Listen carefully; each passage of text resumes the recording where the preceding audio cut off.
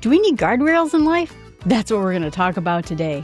Hi, this is Jill from Northwoods, going through lessons I learned throughout life through books, media, history, anywhere you can think of, one small step at a time. I learned early on, somewhat because of my ADHD, and some of it, that my parents didn't put many rules on me. I could stay out as late as I wanted. I could do what I wanted to do. There was encouragement to do other activities that I wasn't into, but I didn't have very many rules on myself. And I learned early on in life, I needed to have guardrails. I needed to have guardrails, and I also had to understand bandwidth. And we'll talk about both of those topics today. Think about it like this, that guard rules are things that keep you on the road, right? That you have a curb, so you don't hop over the curb and run over on the sidewalk. Or you ever see bowling? I'm a bowler, right? So you have kids bumper bowling where the ball can't go into the gutter. It's a way of preventing yourself from really going over the edge. And I found that for myself, I had to set up some guardrails very early. Bandwidth, which is the second topic we'll talk about, is understanding that you have a finite actual capacity when it comes to mental stuff, emotional stuff, work, physical activity, and you have to learn how much it is you can handle all at once instead of running yourself into the ground, burning out. And you may have guardrails that might say, I can't do more than, 3 different projects at a time. Or you might say, I cannot work this many hours. Like I'm someone who finds myself with this unlimited ability to work. I like to get my work done. I like to work until things are done. But then I found out at certain points, I start to fray. I saw this article this week that people are no longer quiet quitting. They're quiet cracking because the people quit or with teams being pared down and suddenly they're just cracking. They can't handle it. So this is where we're really going to try to figure out how do you create guardrails and how do you create bandwidth measures for your own self. And you might say to yourself, I don't need guardrails. I'm not a kid. I'm a grown adult. I can do what I want and I can do when I want to do it. And I would say that we all need guardrails. We all need something that helps us stay on the path. If you live life, and I used to live life like this, that there are no guardrails, that the world is a big open map. You ever play those open map video games? You go anywhere you want, anytime you want. And I like those types of video games. But at times when you have paths in life, you will find out certain things about yourself. I have a whole line of addiction in half of my family. Half my family, alcoholics, drug addicts. A big, huge problem with addiction. And I learned, let's say in college, that I didn't want to go down that path. I didn't want to become what happened to my dad. My dad was an incredible guy, really amazing. And I admired him so much. And I watched alcohol destroy him. And I knew, this was before I understood DNA and genetics and all of that, I can't go down that path. He never intended to become an alcoholic and wreck his life. He had promise. And I didn't want to go down there. So I created certain guardrails for myself so that I wouldn't go down the same path he went down. And I understood that. So in a sense, I sort of understood that I had a bandwidth of how much alcohol I should be consuming, how often I should be consuming it. And then I created guardrails around that bandwidth so that I wouldn't cross over them. If I worked too much, I worked for a Christian organization, and I loved doing it because I was a brand new Christian. It was really great to see kind of how a Christian organization works. I got to meet really amazing people, and it really grew my faith. But I also understood that it leaned into my ability to work too much. And so I would come home and say, well, Jill, you could work some more, or you could help the church grow even better and help these people that you're helping. And then I thought, okay, I better just help people that I'm helping. I burned out. I stopped exercising. I stopped doing anything but working all the time. And I realized while I liked working for this Christian nonprofit organization, it was killing me. And so I put up a rule now in my life that I can't really work in a place that I love too much, because if I do, I destroy myself. And so these are more like voluntary protections that you put in place so that you can keep yourself from harm. And think about this. So the guardrails are going to be the voluntary protection, while bandwidth is an involuntary reality. I can only work this many hours a week. I need this much sleep every night. I should only drink this often. I mean, think about even in eating. I've been losing weight, and I've been on a GLP-1 drug, Mounjaro, which is the other part of this video channel. It has now taught me some guardrails I can put on myself so that I can keep a healthier life. It has sort of taken me out of my activity for a year, changed my eating reality for a year. So I am learning more about how much I really need to eat to survive, what kinds of foods I need to eat to be healthy. And so was a guardrail that was put upon me, but it is helping me be healthier in body and mind. And so while you may say, I don't need guardrails in my life, I don't need it, this is unpleasant, the side effects of not having guardrail are burnout, stress, exhaustion, anxiety, things that you don't want to go to. And so you have to protect yourself.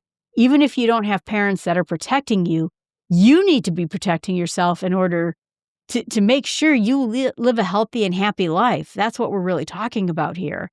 I see people who work and they talk about making millions. I'm not going to slam anyone for making millions. That would be awesome, right? But are they doing it to the detriment of everything else in their lives? It reminds me a little bit of Elvis. So when I was growing up, I got to see Elvis as an adult, and he had a daughter that was about the same age I was. And I saw how heartbroken he was, that his marriage fell apart, that his daughter was estranged. He rented out like a whole amusement park to try to win his daughter's heart back again. And it's great that Elvis was such a genius, and he was, musically, but was it worth what he did to his life? Is it worth what he did to his family? And so these guardrails would have been put into place to protect these boundaries we have, to protect what bandwidth we have. And so when the pressure hits us, we don't veer into a bad place. Sure, you could say, well, Jill, you're aware of alcoholism in your life. You can drink. And I do. I probably have half a dozen drinks in a year. But when you hit a bad spot and you're lonely, think about the pandemic, and you're stuck in your house, you're alone in the house, and suddenly you start thinking about bad activities because you are lonely. I remember my first thought was when the pandemic started, I went and got the stuff it took to make ice cream. I make ice cream for like picnics and family events, and I made myself a thing of ice cream. And then all of a sudden I went, uh-oh, you are not going to spend whatever time this pandemic lasts making ice cream for yourself. This is not happening again. And then I thought, well, I'm going to go buy a video game. I used to play video games all the time. It was what I did all the time. And then I went, uh-oh, you're just going to sit there and dive yourself into video games, and it's going to harm your life. You're going to lose every amount of distance. So then I started playing, video games in a healthy way. But that pandemic threatened me to go back into the unhealthy realm again. And I ended up putting artificial guardrails about how much time I was allowed to spend playing video games. I was not allowed to eat ice cream anymore, that kind of thing. And so I put them in place so that the progress I had made in my life were not going to go backwards. So think about some different kinds of guardrails that we can do. Is first of all, there's guardrails around your time. That might mean you don't want to drift into constantly working or constantly playing video games. Instead, you might want to try setting up time blocking calendars. I've done that. It's really great. I should do a video on how to make time blocking calendars using software. But essentially, you block off periods of time and say, Friday night, 9:00 at night, that's video game time. I can go and play a couple video games and enjoy myself. But Tuesday night after work, now I got podcasting to do. It was my friend Allison at podfeed.com who got me into podcasting. I think she saw an extrovert struggling and And I was interested in doing things with her. I had done some clips for her, and she got me my own podcast up and running. This one, in fact. So you can do time blocking. You can set up a thing. I have a rule that basically at this time, I have to leave work. I have to leave work unless it's some sort of emergency. You can use technological curfews. Maybe you spend too much time on your phone. So maybe your phone goes on the dock on the other side of the room at this time so that you don't get a deep dive into social media, you don't start doom scrolling, and you don't really look at it again until your work is done for the day. One of my favorite things is the one thing at a time rule. I have huge ADHD. I'm one of those people that they call like the Jill of all trades. I love to do everything. I have in podcasts, I have videos, I have 1,000,001 habits, I knit, I do all these things, but I'm only allowed to start one new project at a time. And then I have to finish that project before I can start another one because I can get so diluted in doing projects everywhere, none of them get done. And if you start doing that, it can rack up to like 40% of your attention, your productivity when you start flying all over the place. But we talked about that a couple of weeks ago. You might have guardrails when it comes to finances. So I don't like budgets. I'm not very good at budgets. I was meeting with my investment guy for my retirement plan, and he was like, well, I want to see your budget. And I said, I do have a budget, but I don't have a budget in the way that you think I do. I'm only allowed to have this many things a month. So I buy a new iPhone every 3 years, 4 years, that kind of thing. So I have guardrails in place so that I just don't buy stuff all the time. John Wesley, one of the founders of the Methodist faith, used to give advice, centuries ago. He said that earn all that you can, save all that you can, and give all that you can. Those were guardrails that he put in his life. They still work today. So I really limit myself to what I'm allowed to buy and how I'm allowed to spend. There's guardrails for health and wellness. I'm going through that right now. We have natural bandwidth. We can only eat so much garbage before it makes us sick.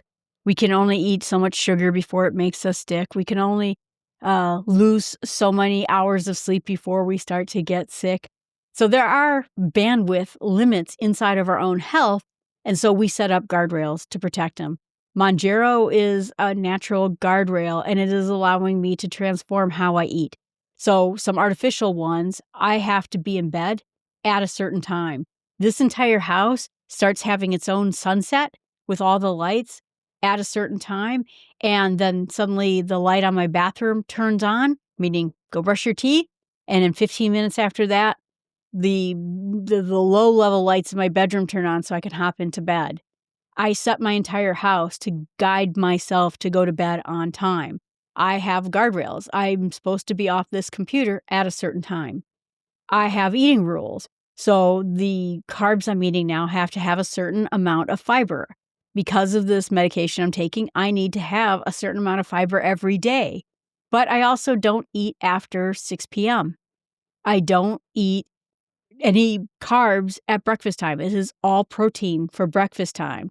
I also don't allow myself to buy bags of snack. I never have. If you feel like a bag of Doritos, you have to go out right when you're going to go eat it and go get it from the grocery store, but you can't buy it grocery shopping. And so I also have exercise minimums I have for the day.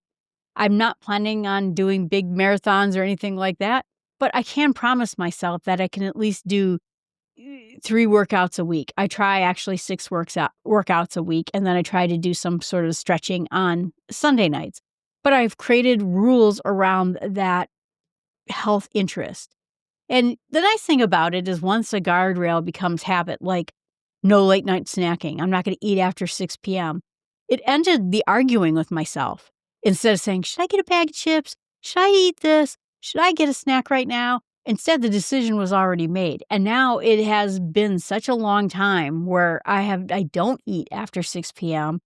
Then suddenly I'm like, great. I never even think about it anymore because it's just outside my decision rails. You might want to make guardrail decisions when it comes to your family, healthy boundaries with other people that I had to learn to tell people to say no. I had to loudly, clearly say, I'm just not willing to do that. I'm sorry, I can't do that. That's just not, what I'm going to do right now. Or I don't really, I appreciate the fact that you work with this nonprofit organization, but that's not really what I'm into. And that is too many hours that I can't give up right now. There's ways of saying it. But the idea is that you might say that there should be no conflict or yelling over digital methods, chats, texting, that kind of thing. That it's always going to be kept respectful. And that's a nice guardrail to have, because then no one ever takes what you say out of context because they know you never say anything. Or that you learn to say clearly yes or no. You don't hedge. Oh, yeah, maybe I'll come to your party on Friday night, when you know that you're not planning on it. Just say, no, I'm sorry, I can't make it. And then again, it comes with relationships with, like, think about dinner time. If you have a set dinner time with your family and that is your family time, and the one time you get together and you all talk about how your day was, that's your rule. Your rule is that I won't work into dinner time. There's my dinner time guardrail. And you even let people know. I let, my coworkers know, or my boss know, that on Tuesday nights I go over to my friend's house. And so I do leave a little bit early from work, and I have to leave at this time so I can make it there on time. Sometimes people will set, certain boundaries when it comes to how much Bible reading they're going to do. They want to get into reading the Bible. They never ever do it. And so then they set up guardrails, scheduled times so they can do it there too. It even says in the Bible, guard your heart above all else, for it determines the course of your life. Yeah, so guardrails are going to be the thing that determines everything. Again, you might limit your phone time, curate what feeds you have. People will talk to me all the time. I am on Twitter, and people say, oh, but there's so many horrible people on Twitter. You know what? I don't follow them. I don't read what they say. And if people get a little too angry, negative, toxic, I guess I don't like that word toxic, but you know what I mean? Then I don't follow them. I don't read them at all. Usually those types of people, when they say something that's not so bad, people will retweet it all the time, and then you'll get a chance to see it anyway. Or that you would never post anything that you wouldn't want your pastor to see, or, something like that, your mom. And the whole idea behind this is keeping those in place. I just did a podcast for the other Bible, Small Steps with God, this other podcast I have, talking about silence and having quiet time with God, sabbaticals, sacred times. Those are guardrails that you're putting on your life so that you can get away from things. I noticed with myself that I didn't pray until I went to bed. I'd sit in bed and I would pray, and then I would fall asleep once my insomnia got cured, and then it meant I didn't pray at all. And so I really had to set up additional time so that I could have these sort of, hour-long sabbaticals that I could get close to God without falling asleep in the middle of it. So anyway, the idea is that when we set up these guardrails in our life, they're going to protect us. But the question now comes, what about bandwidth? To set up these guardrails, you have to know what your personal bandwidth is. The amount of hours I can handle without getting stressed might be different than what you have to do. And you even have to take a look at it. Like, if you are not the kind of person who can work more than 40 hours a week, or it just stresses you out, you might need another job. You cannot have a job that makes you work 50 hours a week, work 40 hours a week, and hope the boss never notices. So you'll have to understand your own personal bandwidth about where it goes. Because if you don't understand where your limits are, how much time you need of focus, how much focus do you need so that you can concentrate on work? How much do you need to get away from your cell phone? How many spending caps do you have to have? What kind of save first rule do you need to have? You'll have to look at your own, how much sleep do I need? How many calories do I need to eat? When should I stop eating it? What's my exercise minimum? What you might need for exercise might be a lot more than what I'm doing right now. I'm hoping to do more once I get off of this drug. It kind of knocks the stuffing out of you. But you'll have to understand. Also, like, I work from home. What kind of work-home separations do I need? Because my office is downstairs in my living room. So what I decided to do is that I would have all my fun computers up here in my craft, TV, book reading, recording room, and all my work is downstairs. And so I don't keep them in the same room, so I'm constantly flipping back and forth with those. And the other time, too, is what kind of guardrails do you need, I think, when it comes to digital, to entertainment. Some people get affected by things much more easily than maybe you do. And so I've had friends who are very sensitive to violence. And I had a good capacity to watch violence. I don't know it's good, but you know what I mean? I could watch it and it didn't affect me. But you got to watch out for other people too. So thinking about what movies really disturb you, which actions in books really upset you. My friend has a thing where betrayal from a close friend inside of a book really upsets her. So she has learned not to read books. That's actually a book category for some of these book databases that have betrayal in it. And so maybe you can't read certain people online. You can't follow their feed, even though you might like them. They're just a really kind of horrible online person. This movie has my favorite actor or actress. I just can't do it. So start getting away from algorithms and instead start creating your own feeds. You can create your own list in Reddit of the sites you want to read, and you don't have to follow what's popular, what's great, what's not great, but what's really popular among people right now on Reddit, because sometimes it's discouraging. You don't have to use these algorithms. Twitter has an algorithm. It'll show you things that it thinks that you would like. Those people are too harsh for me. And so I never look at it. I look at my own feed of curated people that I want to read online. And that's the idea. So you're really trying to create a world where you're going to work the best in, where you're going to succeed and thrive. And so once you understand your bandwidth and your limits on things, now you can build the guardrails around them, protect yourself, and live really your best life, where you're the most happy, the most productive, the closest to God, the closest to other people, the best relationship between you and your work without having to go in too much and drown yourself and harm the good things that you could be doing inside of your life. All right, everyone, thanks so much. I appreciate you watching, listening. If you're watching this, there's a podcast. This is also on YouTube. And there's a website, startwithsmallsteps.com. You can look at it there. You can always email me at jill@startwithsmallsteps. I appreciate you being here. And remember to go out there and create guardrails for yourself once you understand your bandwidth.